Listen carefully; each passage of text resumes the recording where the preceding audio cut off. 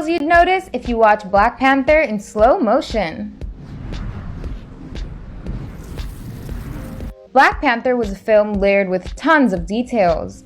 Director Ryan Coogler packed so much within tiny snippets of the film. You'd only pick up on them if you rewatch the film in slow-mo. So here are the deets that you may have missed out on. The train. Right from the start, the hyperspeed trains keep appearing multiple times in Wakanda. These trains were so fast, so sonic stabilizers have to be used to deactivate the raw vibranium that they're carrying. These trains reappear continuously to set up the final battle between T'Challa and Killmonger. Wakandan text. As we move on from one location to another, we see the headers first appear in Wakandan text and then be translated to English. This text is based on Nisbiti, an ancient cuneiform from Nigeria. Later we see a bit more of Wakandan text on T'Challa's new sneakers. These letterings translate to Air T'Chaka. Then the text is also seen on T'Challa's suit when it lights up. This translates to I love you, Mom. So, T'Challa's Black Panther suit pays homage to both his mother and his father. Queen Ramonda.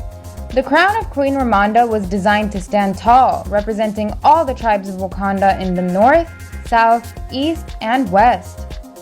It also symbolizes how Queen Ramonda has eyes everywhere.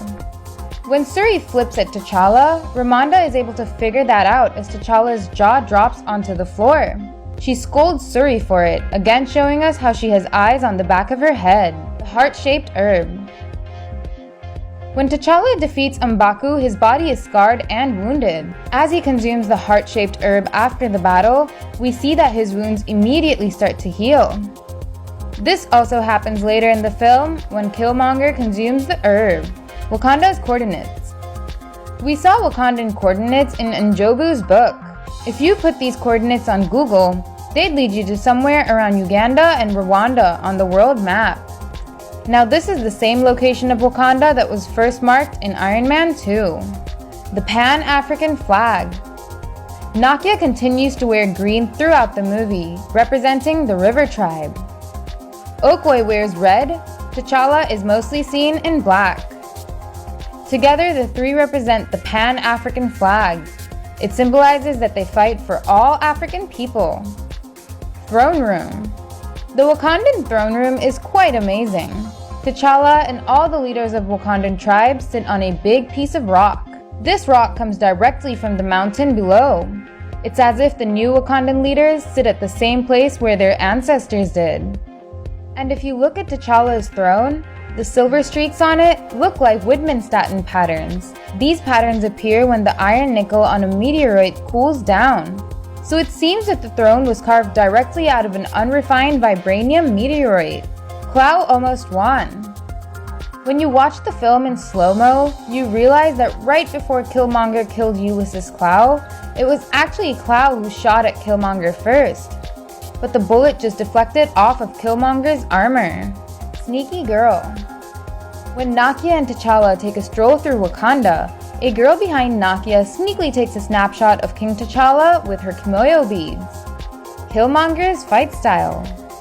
Before T'Challa and Killmonger fight for the throne, we see Killmonger break his staff in half. He picks up the fight style of legendary African warrior Shaka Zulu, who maximized his kill counts by evolving past the use of spears. Killmonger's ideals led to his defeat. When Killmonger sat on the Wakandan throne, he stated that the sun will never set on the Wakandan Empire. The sun will never set on the Wakandan Empire. But at the end, we saw him looking at the sunset on his dreams. And it was poetic justice when T'Challa stabbed Killmonger with the same Wakandan spear that Killmonger used earlier. T'Challa won because of Clow. Before T'Challa caught Clow in Busan, the villain shot at T'Challa's suit with his sonic cannon. We learned through the movie that sonic waves deactivate vibranium. T'Challa saw that his suit briefly retracted with Clow's blast, so he used the same logic during the final battle to stab Killmonger. It was a great attention to detail on his part.